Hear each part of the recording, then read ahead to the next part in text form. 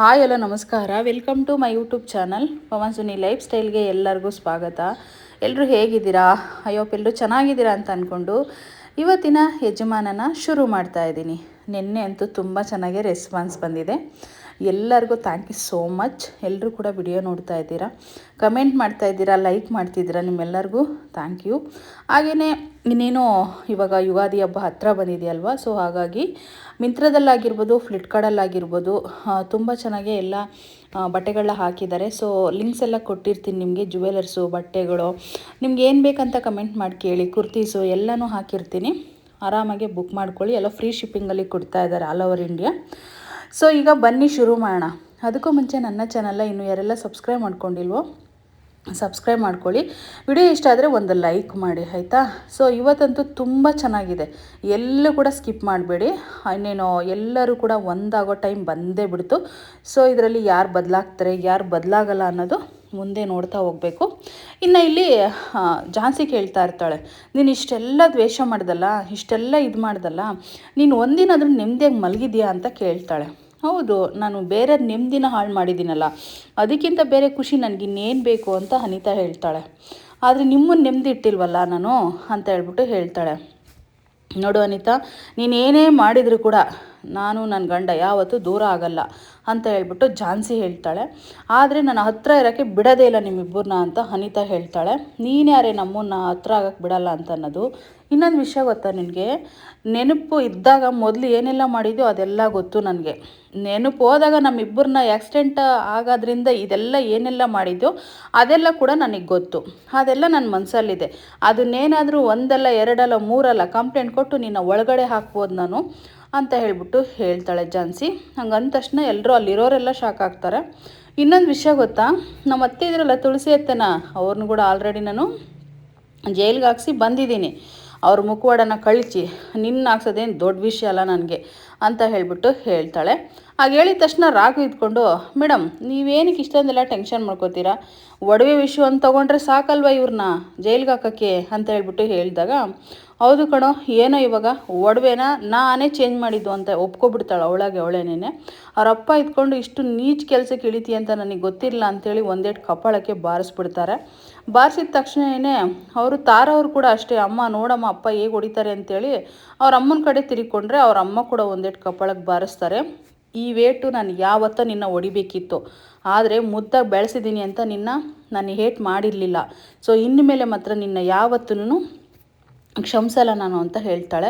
ಅಂದರೆ ನಮ್ಮಮ್ಮನ್ನ ಫೇವರ್ ಮಾಡಿ ನಿನ್ನ ತಂಗಿ ನಮ್ಮ ಮನೆ ಬಿಟ್ಟು ಕಳ್ಸಂಗೆ ಮಾಡಿದ್ದೇ ನಾನು, ಎಲ್ಲ ನಾನೇ ಮಾಡಿದ್ದು. ಒಡವೆನ ಚೇಂಜ್ ಮಾಡಿದ್ದು ನಾನು, ಪ್ರತಿಯೊಂದು ನಾನು, ನಮ್ಮಮ್ಮನ ಬದಲಾಯಿಸಿದ್ದು ನಾನು ಅಂತ ಎಲ್ಲ ಒಪ್ಕೊಬಿಡ್ತಾಳಲ್ವ. ಸೊ ಹಾಗಾಗಿ ತಾರ ಇಟ್ಕೊಂಡು, ಮಂಜುಳವರೇ ದಯವಿಟ್ಟು ನನಗೆ ಕ್ಷಮಿಸ್ಬಿಡಿ ಮಂಜುಳವರೇ ಅಂತ ಹೇಳ್ಬಿಟ್ಟು ಮಂಜುಳನ ಬೇಡ್ಕೋತಾಳೆ.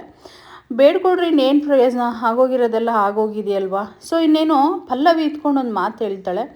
ಅತ್ತೆ ನನಗೊಂದು ಆಸೆ ಏನು ಗೊತ್ತಾ, ಮನೆಗೆ ಬಂದು ನಾನು ಸಂಸಾರ ಮಾಡೋಕ್ಕೆ ತುಂಬ ಖುಷಿಯಾಗಿದ್ದೀನಿ, ಆದರೆ ಅನಿತಾ ಬದಲಾಗ್ಲಿಲ್ವ ಅನ್ನೋದು ತುಂಬ ಬೇಜಾರಾಗುತ್ತತ್ತೆ ಅಂತ ಹೇಳ್ಬಿಟ್ಟು ಇಲ್ಲಿ ಪಲ್ಲವಿ ಹೇಳ್ತಾಳೆ.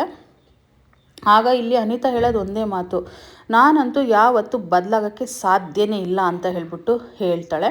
ಇನ್ನು ಹಾಗೆಲ್ಲ ಹೇಳಿದ ತಕ್ಷಣವೇ ಇನ್ನೇನು ಮಾಡ್ತಾರೆ, ಅವಳ ಒಟುಮಾರಿ ಅನ್ನೋದು ಎಲ್ಲರಿಗೂ ಗೊತ್ತಿರೋದೇನೆ. ಸೊ ಇವಾಗ ಇಲ್ಲಿದ್ಕೊಂಡು ನೋಡು, ದಯವಿಟ್ಟು ನೀನೇನಾದರೂ ಈ ರೀತಿ ಕಿರಿಕ್ ಮಾಡೋದು ಇನ್ನೊಂದು ಮತ್ತೊಂದು ಮಾಡಿದೆ ಅಂತಂದರೆ ಚೆನ್ನಾಗಿರಲ್ಲ, ನಿನ್ನ ಏನು ಮಾಡ್ತೀವೋ ನಮಗೆ ಗೊತ್ತಿಲ್ಲ ಅಂತ ಹೇಳ್ಬಿಟ್ಟು ತಾರನು ಮತ್ತು ಅವರಿಬ್ಬರು ಕೂಡ ಹೇಳ್ತಾರೆ.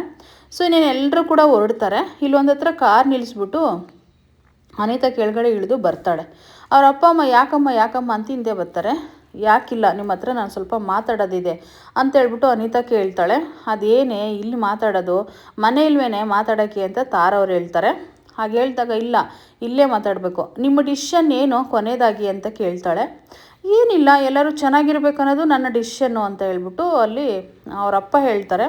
ಆದರೆ ಈ ಮಗಳ ಜೀವನ ಏನಾದರೂ ಪರವಾಗಿಲ್ವಾ, ನೀವು ಚೆನ್ನಾಗಿರ್ಬೇಕಾ ಅಂತ ಕೇಳಿದಾಗ, ನೋಡು ಚೇಂಜ್ ಆಗು, ಸುಮ್ಮನೆ ಚೇಂಜ್ ಆಗಿಬಿಟ್ಟು ಬದುಕೋದನ್ನ ಕಲಿ, ದ್ವೇಷನೆಲ್ಲ ಬಿಟ್ಬಿಡು ಅಂತ ಅಂದಾಗ, ನೋಡಮ್ಮ ಇದು ದ್ವೇಷ ಅಲ್ಲಮ್ಮ, ನನ್ನ ಮನಸ್ಸಲ್ಲಿರೋ ನೋವು, ನನ್ನ ಮನಸ್ಸಲ್ಲಿರೋ ಸಂಕಟ, ಇದು ದ್ವೇಷ ಅಂತ ನೀವು ಹೆಂಗೆ ಅಂದ್ಕೊಂಡ್ರಿ ಅಮ್ಮ ಅಂತ ಹೇಳಿ ಕೇಳ್ತಾಳೆ ತಾರನ.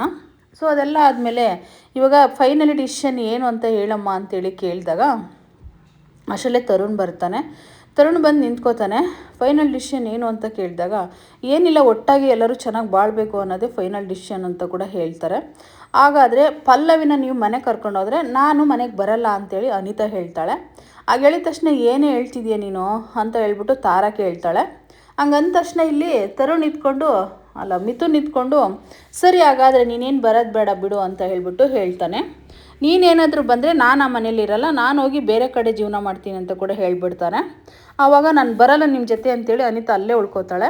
ಆವಾಗ ಇನ್ನೂ ತುಂಬ ಸಿಟ್ಟು ಬರುತ್ತೆ ಅವಳಿಗೆ. ನನ್ನ ಈ ರೀತಿ ಬಿಟ್ಟೋಗ್ತಾ ಇದ್ದೀರಲ್ಲ ಮಧ್ಯ ದಾರಿಲಿ ಅಪ್ಪ ಅಮ್ಮ, ನಿಮ್ಮನ್ನು ನಾನು ನೆಮ್ಮದಿಗಿರಕ್ಕೆ ಬಿಡ್ತೀನ? ಸಾಧ್ಯನೇ ಇಲ್ಲ ನೆಮ್ಮದಿಗಿರಕ್ಕೆ ಬಿಡೋಕ್ಕೆ ಅಂತೇಳಿ ಅವಳೇ ಚಾಲೆಂಜ್ ಹಾಕ್ಕೊಂಡು ನಿಂತಿರ್ತಾಳೆ. ಸೊ ಇಲ್ಲಿ ಒಂದು ಕಡೆ ತಾತ ಮತ್ತು ಸುಮಿತ್ರಾ, ರಾಯ್ 3 ಜನನೂ ತುಂಬ ಖುಷಿಯಿಂದ ಮಾತಾಡ್ತಾ ಇರ್ತಾರೆ. ಸೊ ಇವ್ರು ಸುಮಿತ್ರಾ ಮಾತ್ರ ಸ್ವಲ್ಪ ಕಣ್ಣೀರು ಹಾಕ್ಕೊಂಡು ನಿಂತಿರ್ಬೇಕಾದಾಗ ರಾಯ್ ಇದ್ಕೊಂಡು ಯಾಕೆ ಮೇಡಮ್ ಕಣ್ಣೀರು ಹಾಕ್ತಿದ್ದೀರಾ ಅಂತೇಳಿ ಕೇಳಿದಾಗ ತಾತ ಇದ್ಕೊಂಡು ಅದು ಭಾಷ್ಮ ಕಣೋ, ಅಂದರೆ ಸಂತೋಷದ ಭಾಷ್ಮ ಕಣ್ಣೀರದು ಅಂತ ಹೇಳ್ಬಿಟ್ಟು ಹೇಳಿದಾಗ ಹೌದು ರಾಯ್, ತುಂಬಾ ಖುಷಿ ಆಗ್ತಿದೆ, ಆದರೆ ಒಂದು ಬೇಜಾರು ಕೂಡ ಇದೆ ನನಗೆ. ನನ್ನ ಮಗಳ ಜೊತೆ ಜೀವನನೇ ಮಾಡೋಕ್ಕಾಗಲಿಲ್ವಲ್ಲ ಅನ್ನೋ ಬೇಜಾರಿದೆ ನನಗೆ ಅಂತ ಹೇಳ್ಬಿಟ್ಟು ಹೇಳ್ತಾರೆ. ಏನು ಯೋಚನೆ ಮಾಡಬೇಡಿ, ಇನ್ನು ಸ್ವಲ್ಪ ದಿನದಲ್ಲಿ ರಾಘು ಸಾರು 9 ತಿಂಗಳು ಬಸರಿಂಗ್ಸ್ನ ಮಾಡಿ ಕಳಿಸ್ತಾರೆ. ಆವಾಗ ನಿಮ್ಮ ಮಗಳ ಜೊತೆ ಮೊಮ್ಮಕ್ಕಳು ಆಟ ಆಡ್ಕೊಂಡು ಆರಾಮಾಗಿರ್ಬೋದು ಅಂತ ರಾಯ್ ಹೇಳ್ಕೊಂಡು ಎಲ್ಲರೂ ಕೂಡ ಕಾಮಿಡಿಯಿಂದ ನಗ್ತಾ ಇರ್ತಾರೆ. ಸೊ ಇಲ್ಲಿ ಒಂದು ಕಡೆ ಝಾನ್ಸಿ ಮಲಗಿರ್ತಾಳೆ ಇನ್ನು ಬೇಷರತ್ಕೊಂಡು. ರಾಘು ಬಂದ್ಬಿಟ್ಟು ಎದೊಳಿಸ್ತಾನೆ. ಎದೋಳಿ ಮೇಡಮ್, ಯಾಕೆ ಇಷ್ಟೊತ್ತೋದ್ರೂ ಮಲಗಿದ್ದೀರ, ಎದೋಳಿ, ನೀವು ಇಲ್ಲಿರೋದು ರಾಘು ಮನೆಗೆ, ಬೇಗ ಎದೋಳಿ ಅಂತೇಳಿ ಕೇಳಿದಾಗ ಅವಳು ಬಟ್ಟೆನ ಕಟ್ಕೊಂಡು ಮಲಗಿರ್ತಾಳೆ. ಇದ್ಯಾಕೆ ಮೇಡಮ್ ಬಟ್ಟೆ ಕಟ್ಕೊಂಡು ಮಲಗಿದ್ದೀರಾ ಅಂದಾಗ ರಾಘು, ಫಸ್ಟ್ ನಿನ್ನ ಮುಖನೇ ನೋಡಬೇಕು ರಾಘು, ನಾನು ದಿನ ಬಂದು ಇದೇ ರೀತಿ ನನ್ನ ಎದ್ದಾಳಿಸ್ಬೇಕು ಅಂತ ಹೇಳ್ಬಿಟ್ಟು ಕೇಳಿದಾಗ ಇಬ್ಬರು ಕೂಡ ಒಳ್ಳೆ ಒಂದು ರೊಮ್ಯಾಂಟ್ ಮೂಡಿಗೆ ಹೊರಟೋಗ್ತಾರೆ. ಮೇಡಮ್ ಇನ್ನೂ ಒಳ್ಳೆ ದಿನ ಸಿಕ್ಕಿಲ್ಲ ಮೇಡಮ್, ನಾವಿಬ್ಬರು ಸಂಸಾರನ ಶುರು ಮಾಡೋಕ್ಕೆ ಅಂತ ಹೇಳಿ ಕೇಳಿದಾಗ ಆಗಲ್ಲ ರಾಘು, ಗೊತ್ತು ನನಗೆ ಇನ್ನೂ ಒಳ್ಳೆ ಮುಹೂರ್ತ ಸಿಕ್ಕಿಲ್ಲ ಅಂತ ಹೇಳಿ, ಆದರೆ ನೀನು ಈ ಥರ ಅನ್ರೊಮ್ಯಾಂಟಿಕ್ ಇದ್ದರೆ ಹೆಂಗೆ, ನಾವಿಬ್ಬರು ತುಂಬ ಚೆನ್ನಾಗಿರಬೇಕು ರಾಘು ಅಂತೇಳಿ ಸ್ವಲ್ಪ ತುಂಬ ಚೆನ್ನಾಗಿ ಸಲಿಗೆಯಿಂದ ಮಾತಾಡ್ತಾರೆ. ನೀವು ಆಫೀಸ್ಗೆ ಹೋಗಿ ಅಂತ ಹೇಳಿದಾಗ ನಾನು ಆಫೀಸ್ಗೆ ಹೋಗಲ್ಲ, ಸಂಸಾರಸ್ಥಿಯಾಗಿ ಬಾಳಬೇಕು, ನನ್ನ ಆಫೀಸ್ಗೆಲ್ಲ ಬೇಡ ನಾನು ಅಂತ ಹೇಳ್ಬಿಟ್ಟು ಹೇಳ್ತಾಳೆ. ಸೊ ಇಲ್ಲಿ ಒಂದು ಕಡೆ ತರುಣ್ ಕಳಿಸಿರ್ತಾನೆ ಸಂಗೀತನೇ ಕಳಿಸಿರ್ತಾಳೆ ತರುಣನ. ಎಷ್ಟೊತ್ತು ಸಂಗೀತ ನಾನು ಕಾಯೋದು ನಿನಗೋಸ್ಕರ, ಈ ಬೇಗ ಬರಬೇಕಲ್ವಾ ನೀನು ಅಂದಾಗ ಅಯ್ಯೋ ಮನೆ ಬಿಟ್ಟು ನಾನು ಈಚೆ ಬರಬೇಕಂದ್ರೆ ಸ್ವಲ್ಪ ಕಷ್ಟ ಆಗುತ್ತಲ್ಲ ತರುಣ್ ಅಂತ ಹೇಳ್ಬಿಟ್ಟು ಸಂಗೀತ ಹೇಳ್ತಾಳೆ. ಯಾವಾಗಲೂ ನಾನೇ ಕರೆಸಿ ಸರ್ಪ್ರೈಸ್ನ ಕೊಡ್ತಾಯಿದ್ದೆ, ಇವತ್ತೇನು ನೀನು ಕರೆಸಿದ್ಯಾ, ಏನು ವಿಶೇಷ ಅಂತೇಳಿ ತರುಣ್ ಕೇಳ್ತಾನೆ. ಅದೇನಿಲ್ಲ, ಎಲ್ಲರದು ಸರಿ ಹೋಯ್ತು ಜೀವನ, ಪಲ್ಲವಿ ಅಕ್ಕನೂ ಮನೆಗೆ ಹೋದ್ರು, ಇನ್ನು ಝಾನ್ಸಿ ಅತ್ತಿಗೆನೂ ಮನೆಗೆ ಬಂದ್ಬಿಟ್ಟು ಸಂಸಾರನ ಮಾಡ್ತಿದ್ದಾರೆ. ಇನ್ನು ನಾವಿಬ್ಬರು ಈ ರೀತಿ ಇರೋದು ಸರಿ ಇರೋಲ್ಲ. ಯಾಕೆ ಅಂತಂದರೆ ನಾವಿಬ್ಬರು ಈ ಥರ ಇದ್ದು ಬೇರೆಯವರಿಂದ ವಿಷಯ ಗೊತ್ತಾಗೋದಕ್ಕಿಂತ ಮುಂಚೆನೇ ನಾವೇ ಹೋಗಿ ಅಣ್ಣನ ಹತ್ರ ಮಾತಾಡೋಣ ಅಂತೇಳಿ ಸಂಗೀತ ಹೇಳ್ತಾಳೆ. ಹೌದಾ, ನಾವು ಮಾತಾಡೋದಾ ಅಂತೇಳಿ ತರುಣ್ ಹೇಳ್ತಾ ಇರ್ತಾನೆ. ಹೌದು, ನಾವಿಬ್ಬರು ಹೋಗಿ ಮಾತಾಡೋಣ, ಈಗ ಒಂದು ಕೆಲಸ ಮಾಡು, ಫಸ್ಟು ನೀನು ಹೋಗಿ ಅಣ್ಣನ ಹತ್ರ ಎಲ್ಲ ವಿಷಯನೂ ಹೇಳಿಬಿಡು ತರುಣ್ ಅಂತ ಹೇಳಿದಾಗ ಅಮ್ಮ ಅಷ್ಟು ಬೇಗ ಹೇಳೋಕ್ಕಾಗಲ್ಲ ಕಣೆ ಅಂತ ಹೇಳ್ಬಿಟ್ಟು ಹೇಳಿದಾಗ ನೋಡು ಅದೇನು ಮಾಡ್ತೀಯ ಗೊತ್ತಿಲ್ಲ, ನೀನು ಹೋಗಿ ಅಣ್ಣನ ಹತ್ರ ಮಾತಾಡಬೇಕು ಅಂತ ಹೇಳ್ಬಿಟ್ಟು ಹೇಳ್ತಾಳೆ. ಸರಿ ಹಾಗಾದರೆ ನಾನು ಮಾತಾಡ್ತೀನಿ ಅಂತ ಕೂಡ ತರುಣ್ ಹೇಳ್ತಾನೆ. ಆಗ ಹೇಳಿದ ತಕ್ಷಣ ಅಲ್ಲ ತರುಣ್, ಒಂದು ಪ್ರಶ್ನೆ ನಿನಗೆ, ಏನಾದರೂ ಅಣ್ಣ ಒಪ್ಕೊಂಡಲೇ ಸಂಗೀತ ಬೇಕಾ ಇಲ್ಲಾಂದರೆ ನಾನು ಬೇಕಾ, ನನ್ನ ಫ್ರೆಂಡ್ಶಿಪ್ ಬೇಕಾ ಅಂತ ಕೇಳಿದರೆ ಯಾರನ್ನ ಆಯ್ಕೆ ಮಾಡ್ಕೋತೀಯ ಅಂತೇಳಿ ಕೇಳಿದಾಗ ನಿಮ್ಮ ರಾಘುನೇ ಅಂದರೆ ನನ್ನ ಫ್ರೆಂಡ್ನೇ ಆಯ್ಕೆ ಮಾಡ್ಕೊತೀನಿ ಅಂತ ಕೂಡ ಹೇಳ್ತಾರೆ. ಆದರೆ ಇಷ್ಟು ಸುಲಭವಾಗಿ ನನ್ನ ಬಿಟ್ಕೊಡ್ಬೇಡ ಕಣೋ ಅಂತ ಹೇಳ್ಬಿಟ್ಟು ಸಂಗೀತ ಬೇಜಾರು ಮಾಡಿಕೊಂಡು ಅವನ್ನ ಹಗ್ ಮಾಡಿಕೊಂಡು ಹೊರಡ್ತಾರೆ ಅವ್ರ ಮನೆಗೆ. ಸೊ ಇಲ್ಲಿ ಒಂದು ಕಡೆ ಝಾನ್ಸಿ ಎದ್ದು ಬಂದು ಅಡುಗೆ ಮಾಡಬೇಕು ಅಂತೇಳಿ ಅಡುಗೆ ಮನೆಗೆ ಹೊರಡ್ತಾ ಇರ್ತಾಳೆ. ಇಲ್ಲಿ ಅವ್ರ ಅತ್ತೆಯರಿಬ್ರು, ದೊಡ್ಡತ್ತೆ ಚಿಕ್ಕತ್ತೆ ಅವ್ರ ಮಾವ 3 ಜನ ಕೂತಿರ್ತಾರಲ್ವ, ಎಲ್ಗಮ್ಮ ಹೊರಟೆ ಅಂತ ಅಂದಾಗ ಅಡುಗೆ ಮಾಡೋಕ್ಕೆ ಮಾವ ಅಂತೇಳಿ ಹೇಳ್ತಾರೆ. ನೀನು ಯಾಕಮ್ಮ ಅಡುಗೆ ಮಾಡಬೇಕು, ನೀನು ಒಳ್ಳೆ ಕಂಪ್ನಿ ದೊಡ್ಡ ವ್ಯಕ್ತಿ ಮೊಮ್ಮಗಳು ನೀನು ಅಂತ ಅಂದಾಗ ಹಾಗೇನಿಲ್ಲ, ಈ ಮನೆ ಸೊಸೆ ನಾನು ಅಂತ ಕೂಡ ಝಾನ್ಸಿ ಹೇಳ್ತಾಳೆ.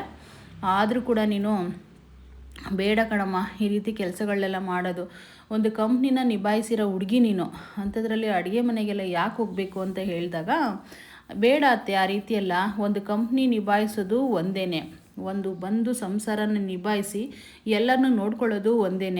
ಏನಂದರೆ ಅದನ್ನು ಆಳು ಕಾಳು ಇಟ್ಕೊಂಡು ನೋಡ್ಕೋತೀವಿ, ಇದನ್ನು ನಾವೇ ಸ್ವಂತ ಮಾಡ್ತೀವಿ, ಎಲ್ಲ ಒಂದೇ ಕಣತ್ತೆ ಅಂತ ಹೇಳ್ಬಿಟ್ಟು ಝಾನ್ಸಿ ಹೇಳ್ತಾಳೆ.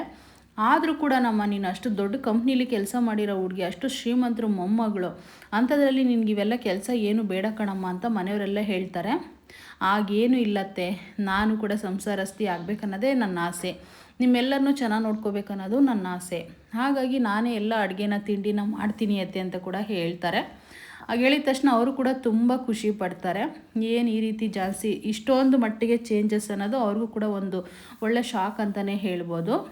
ಇನ್ನು ಅದೆಲ್ಲ ಮುಗಿದ ಮೇಲೆ ಇನ್ನು ಮುಂದಿನ ಸಂಚಿಕೆಯಲ್ಲಿ ನೋಡಬೇಕು ಏನಾಗುತ್ತೆ ಅಂತ ಹೇಳ್ಬಿಟ್ಟು ಈ ತರುಣ್ ಹೇಳ್ತಾನ, ಇಲ್ಲ ಅಂತಂದರೆ ಇನ್ನೊಂದಾಗುತ್ತಾ ಮತ್ತೊಂದಾಗುತ್ತಾ, ಅದು ಏನಾಗುತ್ತಾ ಕತೆ ಗೊತ್ತಿಲ್ಲ. ನಾಳೆ ನೀವು ವೆಯ್ಟ್ ಮಾಡಿ ನೋಡಬೇಕು. ನಾಳೆವರೆಗೂ ವೆಯ್ಟ್ ಮಾಡಿದ್ರೆ ಖಂಡಿತ ನಿಮಗೆ ಸ್ಟೋರಿ ಅರ್ಥ ಆಗುತ್ತೆ. ಮೊನ್ನೆ ಒಬ್ಬರು ಸೀರಿಯಲ್ ಮುಗಿತಾ ಇದೆ ಅಂತೇಳಿ ಕಮೆಂಟ್ ಹಾಕಿದ್ದೀರಾ. ಸೊ ಇನ್ನೂ ಇಲ್ಲೇ ಇದು ತುಂಬ ಸ್ಟೋರಿ ಇದೆ, ದಿನನಿತ್ಯ ನೋಡ್ತಾ ಹೋಗಿ.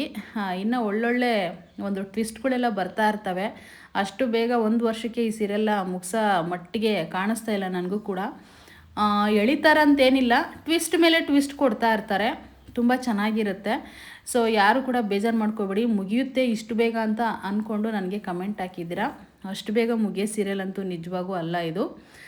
ಯಾಕೆ ಅಂತಂದರೆ ನಿಮಗೆ ಗೊತ್ತೇ ಇರುತ್ತೆ, ರಾಮಾಚಾರಿನೂ ಹಂಗೇ 5 ವರ್ಷ ಆ ಸೀರಿಯಲ್ಲ ತೊಗೊಂಡೋಗಿದ್ದು.